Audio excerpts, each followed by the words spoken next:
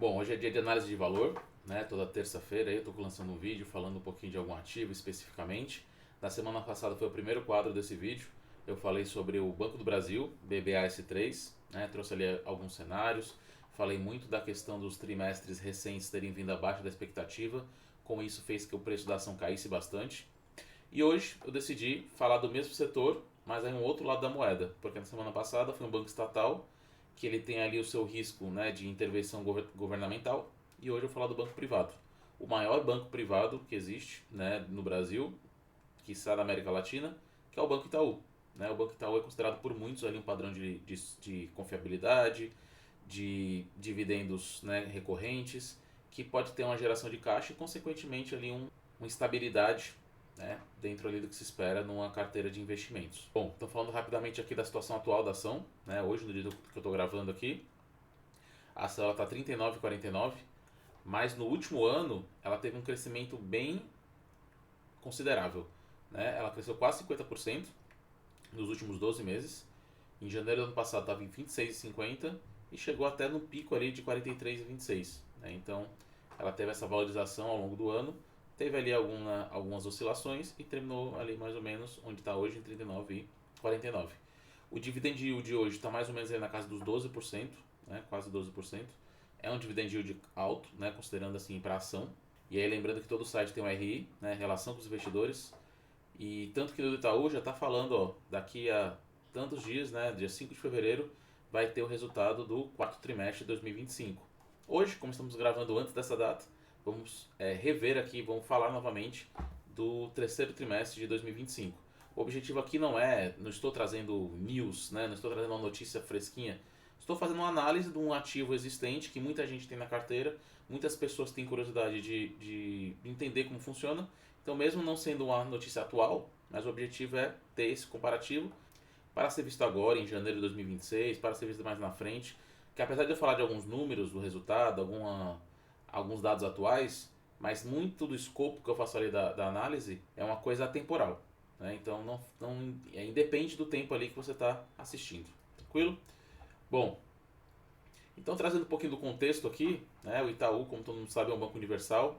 Ele tem operações fortes no varejo, né, muito forte, tem muita agência o Itaú, né, pelo menos aqui em Fortaleza e São Paulo, são lugares que eu vou com muita frequência. Para onde a gente se vira tem uma agência do Itaú, então ele é muito forte em varejo, mas também tem muita força no atacado, nos cartões, né, temos muitos cartões do Itaú, investimentos, né, com o Itaú Ion, serviços e seguros. Então assim, ele tem todas as frentes ali muito fortes, mas eu ainda acredito que o varejo é um carro muito forte ali do Itaú. É um ativo ali que historicamente não entrega explosão, ou seja, não tem aquela subida exponencial, apesar de no último ano ter crescido ali em torno de 50%, mas ele mantém ali muito uma estabilidade, uma valorização contida ali, mas que tem um bom pagamento de dividendos, né, uma boa geração de receitas. Também costuma sofrer menos em crises, né, consequentemente não sobe demais, mas também não cai demais quando temos crises. Por quê? Porque a ação tem basicamente três características raras. Tem escala no modelo de negócio, né, do banco. Tem uma disciplina ali no risco, eles costumam, né, manter ali bem controlada a inadimplência, né, coisas que podem efetivamente prejudicar, né, a geração da empresa. E tem uma execução consistente. Né? Temos várias frentes ali que eles conseguem ali executar de forma eficaz. Né? Então, na prática, o papel do Itaú, numa carteira de longo prazo, costuma ser como um núcleo defensivo dentro da carteira de renda variável. Ou seja, por que é defensivo? Mais uma vez, ele não oscila muito. Ele não tem grande crescimento exponencial, mas também não cai muito em épocas de crises, né? Vamos dizer assim. Então ele tem ali um núcleo defensivo. Ele tem uma exposição ao setor financeiro com qualidade. Então, se você gosta do setor financeiro e você acha que vale a pena ter ativos, né, dentro da carteira de investimentos, o Itaú é uma boa opção para você ter essa exposição ao setor financeiro. Tem uma previsibilidade de resultados. Então, se você acompanhar ali os resultados trimestrais do Itaú no último ano, por exemplo, você vai ver que tudo ali segue mais ou menos dentro da perspectiva, dentro do que foi esperado no início do ano. E for para anos anteriores, você vai ver um resultado muito similar. E tem uma tese, né, de valor no Itaú. Se eu fosse poder resumir ali uma frase, eu poderia falar assim, que o Itaú é um banco, certo? Que tende a transformar eficiência e gestão de risco em lucro, né, recorrente e com consistência.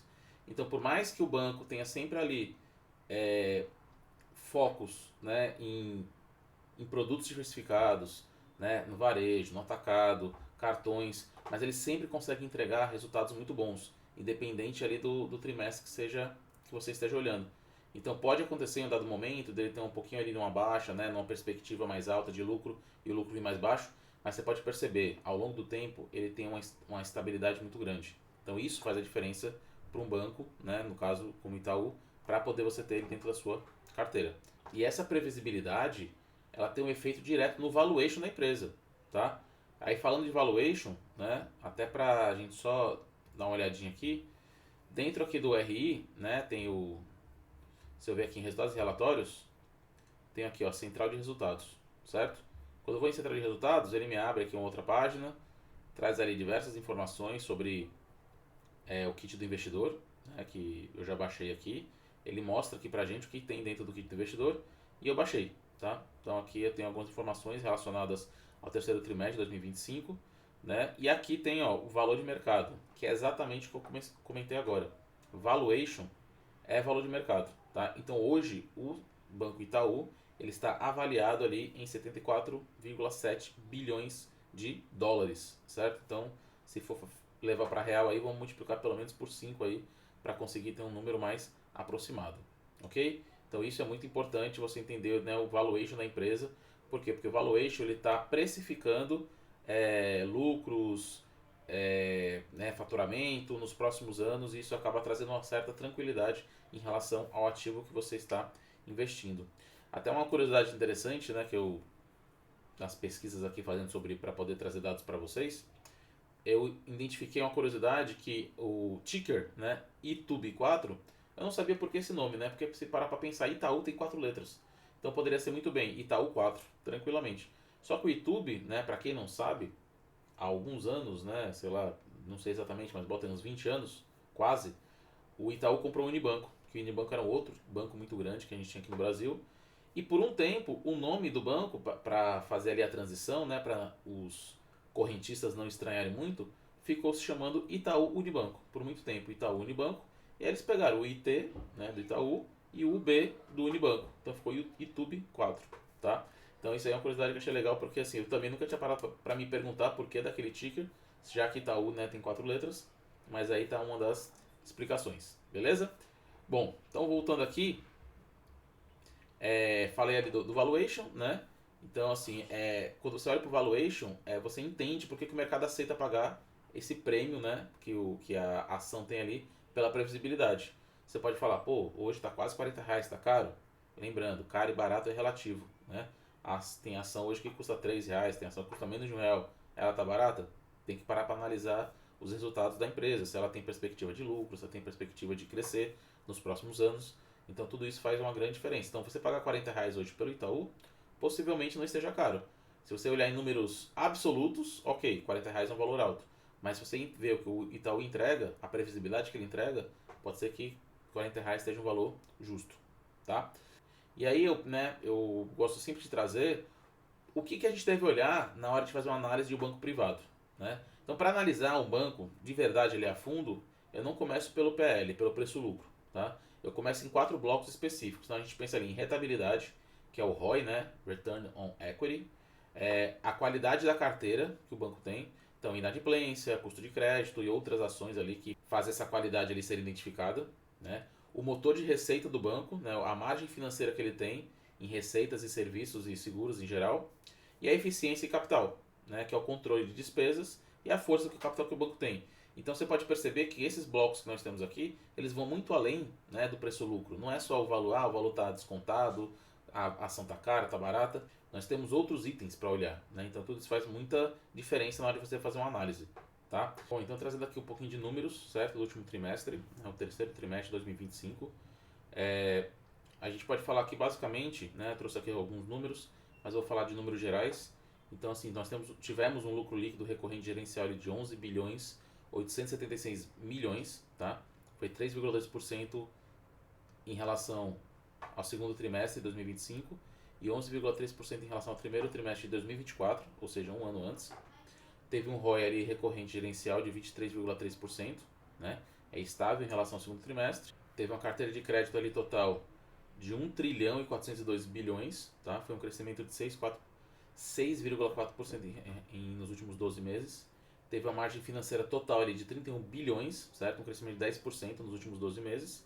E uma inadimplência acima de 90 dias em torno ali de 1,9%, ou seja, estável no trimestre, né? Mais ou menos o que ele mantém ali nos últimos trimestres, está muito ali parecido, tá? Falando ali de eficiência, teve 37,7%, melhor patamar da série histórica para um terceiro tri, segundo o release, né, do próprio banco, e um capital principal ali de 13,5%, ou seja, um aumento de 0,4 pontos percentuais em relação ao trimestre anterior.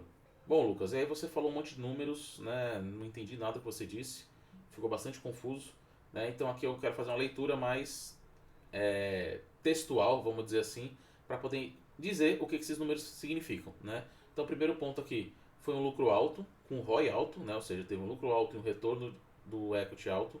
Lembrando que ROI é quanto os acionistas, quanto os sócios investem, quanto retorna para eles. Então, esse ROI de 23,3% em um banco grande não é comum, tá?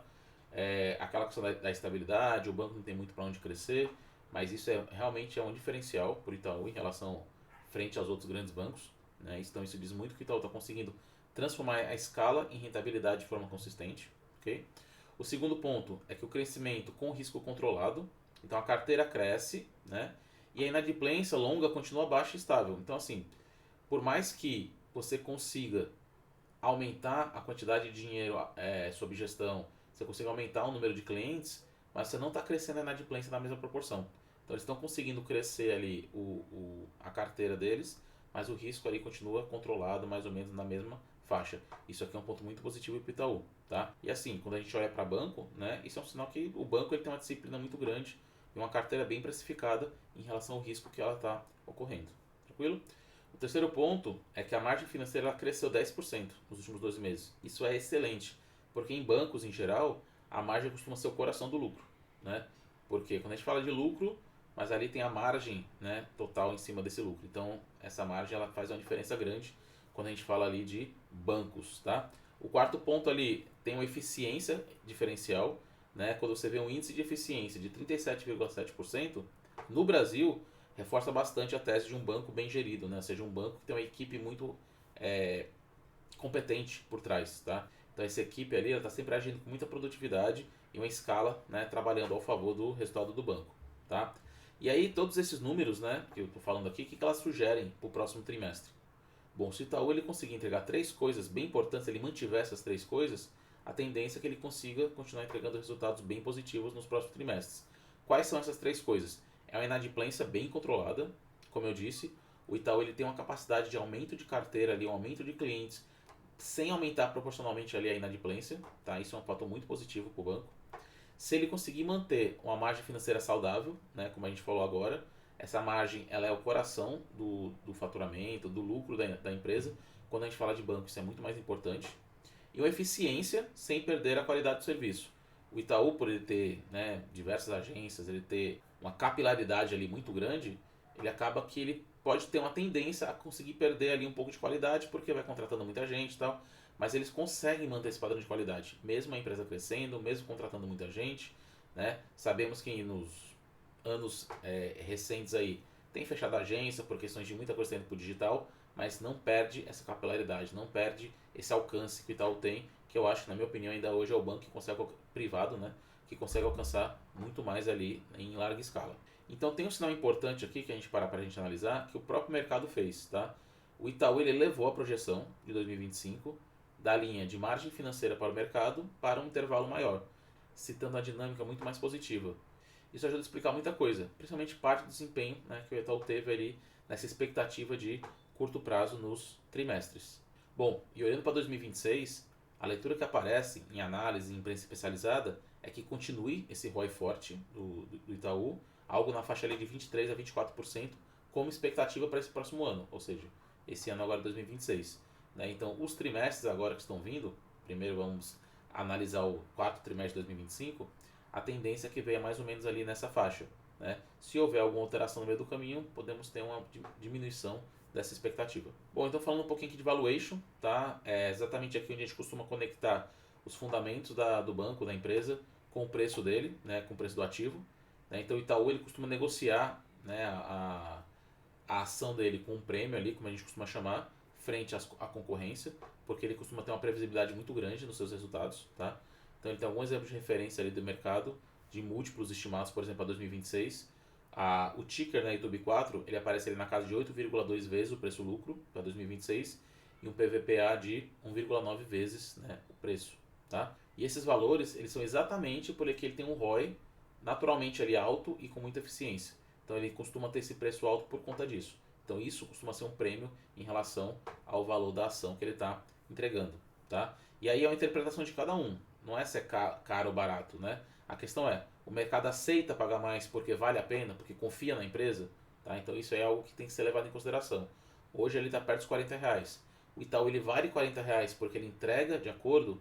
Em quanto tempo você vai receber esse valor de volta com recebendo dividendos, né, com o crescimento da ação? Então tudo isso vale a pena ali ser levado em consideração. Então, fazendo uma comparação rápida aqui com o que eu falei na semana passada em relação ao Banco do Brasil, que é um banco estatal, né, um banco público, em relação ao Itaú, que é um banco privado, eu comentei, né, que parte do desconto que tem lá no Banco do Brasil é porque as pessoas têm medo da interferência política, da interferência do governo, tá? E aí no Itaú, o prêmio, que seria por outro lado, normalmente é explicado por ele ter uma boa execução e uma boa previsibilidade. Então é sempre bom a gente analisar. Muita gente na internet fala, ó, o Banco do Brasil está descontado. Mas está descontado por quê? Porque tem um risco político de interferência, né, que possa de algum momento executar alguma coisa ali fora dos padrões. Por um outro lado, o Itaú ele não está descontado, ele está ao contrário, né, ele está com um prêmio, está acima ali do valor que seria justo para ele. Mas por quê? Porque ele tem esse prêmio, porque ele tem previsibilidade, ele tem execução, ele tem segurança, ele paga dividendos regularmente. Né? Então tudo isso tem que ser levado em consideração na hora de você tentar montar a sua carteira. Ou seja, trocando em miúdos aqui, né? O banco estatal ele pode ter um preço mais baixo, mas com um risco bem diferente, um risco muito alto. E o banco privado ele pode ter um preço mais alto, mas com outro padrão de confiança do mercado em relação ao que ele pode entregar. Bom, então fazendo aqui um resumo bem simples, o Itaú é um ativo de qualidade, tá? Com um lucro forte, com um lucro recorrente, um ROI alto, né? Ele entrega bastante e uma inadimplência geralmente controlada. Mesmo crescendo ali a carteira, ele consegue manter a inadimplência ali controlada. Então isso é uma eficiência que o banco tem como diferencial por conta das suas entregas. Tá certo? Bom, espero que vocês tenham gostado hoje do ativo do dia, né? Se você acha que esse vídeo fez algum sentido para ti, se você gostou do que você viu aqui, não se esquece de se inscrever no canal, dá o like e compartilha com alguém que você acha que se interessa por ações, que quer entender um pouco melhor como funciona um ativo. E na próxima semana eu vou falar de mais um ativo. Se você quiser deixar aqui a sua sugestão nos comentários, pode deixar que eu vou ler, vou responder. E a gente vai aqui conseguindo construir um quadro, né, cada vez mais a cara das pessoas que assistem. Tá bom? Obrigado e até a próxima.